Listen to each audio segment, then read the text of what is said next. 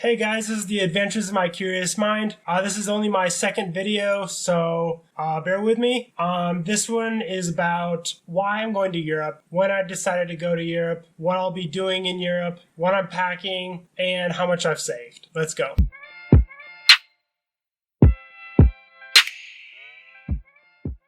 Alright, let's start with context.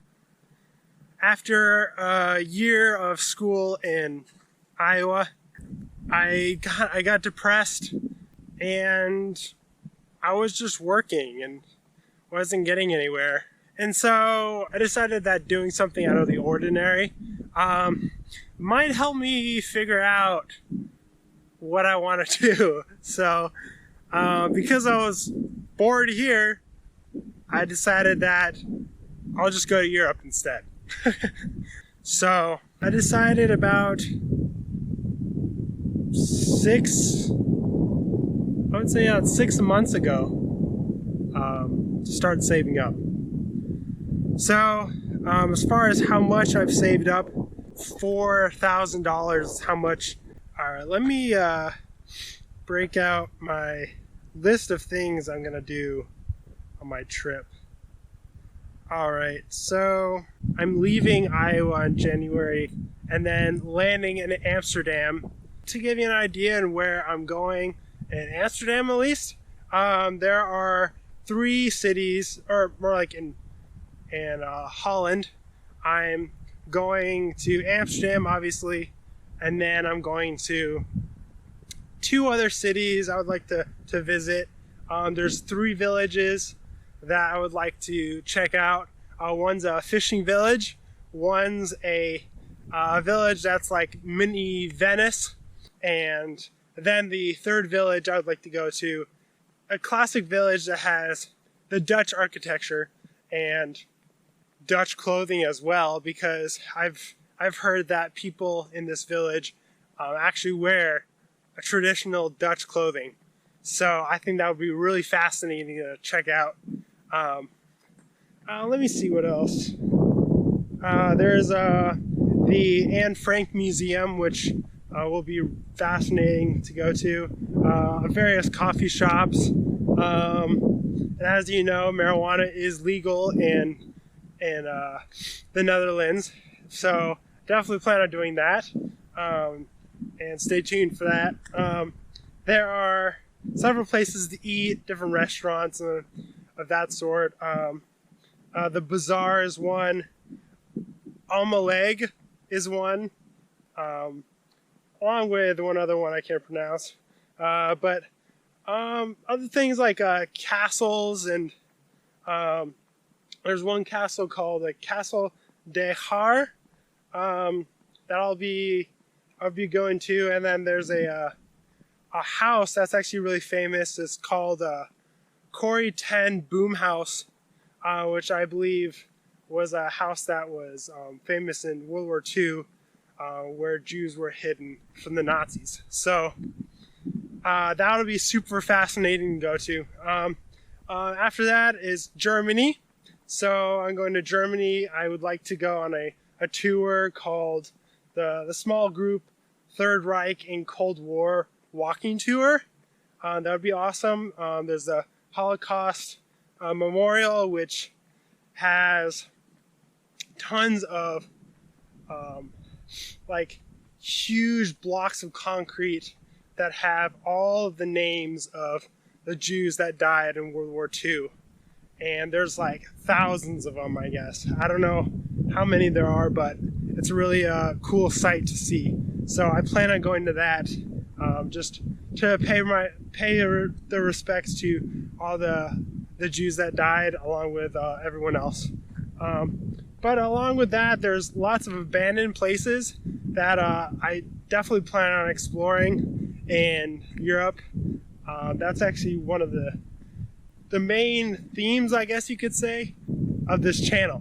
So let's just, as far as abandoned places, exploring abandoned places. In Germany, at least, there's an abandoned amusement park called Spree Park. And then there's another place that's actually like I think it's like an unfinished building structure of some sort that people walk up to the top of so they can get a really cool view of Berlin. So I'll be in Berlin in Germany along with maybe other places as well. There's a place, I'm not sure how to pronounce it, but I think it's Wimsdorf Officer's House, which was an abandoned Soviet military camp. And actually has a statue of Lenin in front of it, which looks amazing, and I look forward to checking that out. I'll definitely be videotaping all of these abandoned places for you guys as well. So another place is actually a hospital that was built before or during World War I and has stayed up through World War II. And it's about an hour outside of Berlin, along with the military camp as well. That's about an hour outside of Berlin as well. And then there's a place I might go to. It's a bakery that Jews actually had to work at during World War II. And they baked goods for the German soldiers and their fellow Jews as well in the concentration camps. But that's pretty much all I have for now as far as Germany. The next place would be Prague, probably. I'm debating on going to either Italy next after Germany, or to go to Venice, or to just go straight to Prague in the Czech Republic. There's all sorts of places. Let me see. There's a castle that I plan on going to. Charles Bridge. There's the Old Town Square that I think would be really cool to go to. Along with other places, I don't have a ton in Prague, but exploring the city alone will be amazing to go to. Not to mention, I'm sure there's tons of awesome restaurants and coffee shops and probably museums, but just the old architecture alone will be amazing to check out.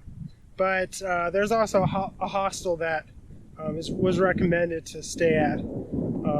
That is one thing I'll be doing, is I'll be staying in hostels a lot of the time. There's also family friends that my parents know that live in Europe, so I'll be staying with them part of the time as well. But so after Prague and the Czech Republic, I'll jump over to Budapest in Hungary, and I would like to visit, there's a castle I would like to go to a couple castles actually, along with another place, and there are several things I would like to do. I have a list here. Go skate in Europe's largest skating rink, watch a ballet in the Hungarian State Opera House, which looks so amazing. I am super excited to check that out. There's actually a place you can stand to watch the shows in there for only like €3, which I think a normal seat is like around €40 or something. So I'll definitely be saving a lot of money if I decided to do that. Next thing would be watch the light show in the Basilica, which Basilica I believe is a huge cathedral, which is super, super beautiful and just super magnificent. So I would love to do that. There's a winter tram to go on, eating a chimney cake, but you can look that up if you're wondering what that is. There's a bathe in the thermal spa, which is like a huge pool, but it's like a huge hot tub, and in the middle of winter would be amazing. So the next thing would be just wander throughout the streets, and just food festivals, as I guess is big there, just different markets, and then there's also a cruise down Danube River, which I think would be really cool to go on. So after Hungary, I would go to Poland, and I of course would not go to Poland and not go to Auschwitz, because I am a huge fan of the history of World War II. I love learning about World War II, and Auschwitz is such a crazy place in the history book. So I will definitely be going to Auschwitz, and I'm not sure if I'll be able to film it. I probably won't be able to, but I'll see what I can do. But there's a castle in Poland and a museum in Poland as well that I would like to go to. I don't have a lot in Poland as of right now, but I'll definitely be updating my list of places to go. So the next place would be Ukraine, and that's, I don't know if that's obvious, but going back to Ukraine will definitely bring back memories, hopefully. I was so young, so I really don't remember much. That'll definitely be an experience. There'll be lots of different people I have to re-meet, because I don't remember a lot of them. And I'm sure there'll be a lot of awkward moments, but nevertheless, it'll be an interesting time and hopefully bring back super awesome memories. And I would not go to Ukraine if I was not going to Chernobyl, because Chernobyl is crazy. Then there's a museum. There's the Chernobyl Museum. There's a thing called the Lavra, which is a monastery, and there's caves and whatnot to go into. That would be super awesome. Along with other places that I went to as a kid. A place called Maidan. There's a Andreyski Spusk. There's a Mariansky Palace. Babi Yar. The Motherland Monument, which is the super big statue of the woman. There is the Ukrainian State Museum of the Great Patriotic War, which is World War II. There is Gitro Park and Alessandro Biacheska, which is a place I used to live as a kid. And so there's tons of contacts there, place people to stay with. So after that, I haven't decided. Who knows? Other options, at least, are Austria, Vienna, Italy. If I haven't gone to Italy, go to Venice there. Go to Rome, obviously. See France. Go to Paris, which is another option. But as of right now, let me go through different countries. So I'm flying into Amsterdam, as a recap: Germany, Prague, Hungary, Poland, and then Ukraine. So that's what I'll be doing. I mean, there's tons of stuff, so I'll be exploring everywhere pretty much spontaneously. So that's it as far as what I'll be doing and where I'll be going in Europe. Next, I'm going to show you what I'll be taking along the way. See you there. Okay, so this is what I'm bringing on my trip. It doesn't look like a lot, but it'll do for the time being. I have my backpack here, put everything in here. This is not something I will bring around with me at all times, but that will be whatever I will have on me will be in here. And then during the day, I will bring my day bag, which is here. And of course, I have my laptop, so I can edit videos along with surfing the web. I have my power bank here for my phone and my GoPro. I have my adapter right here. So in Europe, there are several different types of outlets. So as you can tell, these are kind of funky, like this one. Like, where the hell do you find that? And then, of course, you need the converter, because the amount of voltage that is coming out of the outlets in Europe is not the same in the US. So I have this, which converts the electricity from a higher voltage to a lower voltage. The way it works is just take one of these. So like just say I need to plug this in. So you take this, right, and you plug it into here.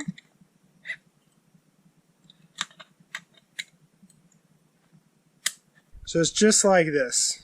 You get to plug that into the wall, and then I can plug in all the basic plugins right there. Then I have this, of course, so I can stay healthy. It's probiotics.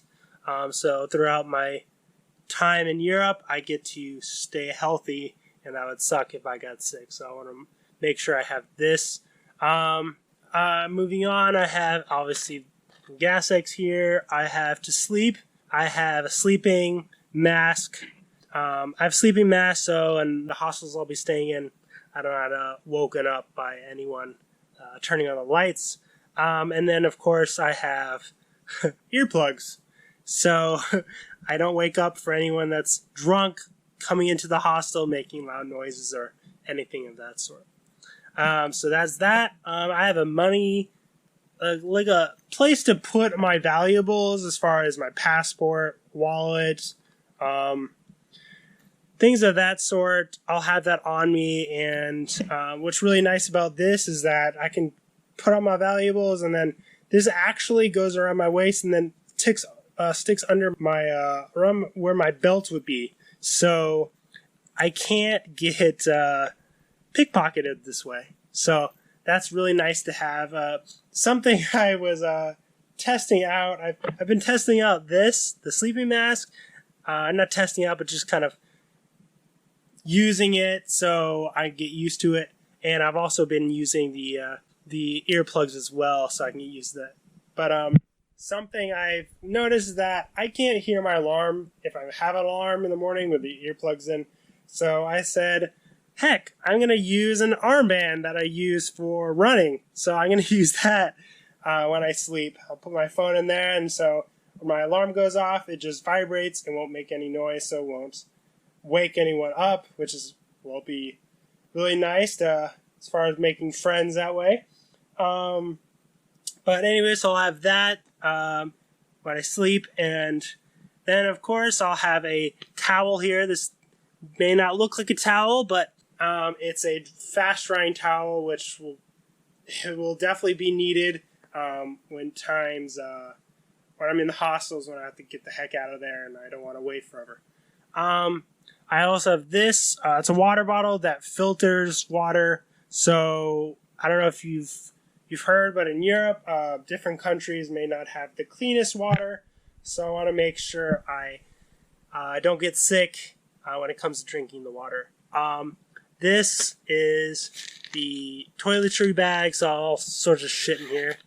I don't know. Not really interesting, but tons of toiletries in here. Next is I have like a bunch of these bags here. It's kind of hard to tell, but you can stick a bunch of shit in here, and there's like four of these that you can put in the backpack, which helps things stay organized. So I wanted to make sure that I had those. Those were definitely recommended from a bunch of YouTubers, so I said I'll definitely have to get that. All right, so then I have my walking shoes here, and then I have my nice dress shoes / casual shoes as well. Anyway, so that is what I'm taking on my trip. Of course, there'll be clothing involved as well, so there's a bunch of clothes that I'll be taking, and of course a winter coat. Alright guys, that's it for this one. If you want to leave a comment down below letting me know where you think I should go in Europe, please do. If you like the video, make sure to hit that like button, and if you want to join me on this journey around Europe, hit that subscribe button, and we'll see you in the next video.